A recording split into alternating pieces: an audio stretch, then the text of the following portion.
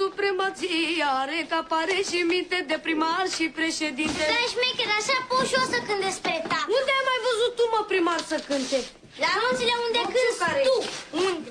Urlă invidia, mă, în tine, dar urlă, mă, urlă, că eu sunt vedetă și tu nu ești, mă, gagiule fiecare ești. E mai tare să fii primar decât să fii vedetă. Vrei să-ți cânt eu acum? Ia cântă. Bine.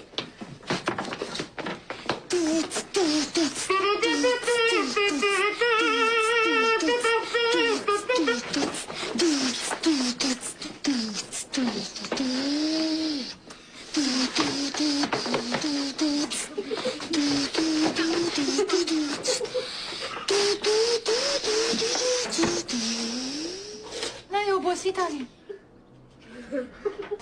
Ce faci acolo? Bună ziua! Asta e bună? Ești la locul tău, obraznic ca întotdeauna. Dar n-am făcut nimic. N-ai făcut nimic. Tu nu vezi că întotdeauna faci câte ceva? Ce faci, Babi? Am auzit că ai fost la nuntă. Ai cântat aseară, a? Bravo! E bine că ai ajuns și pe la școală.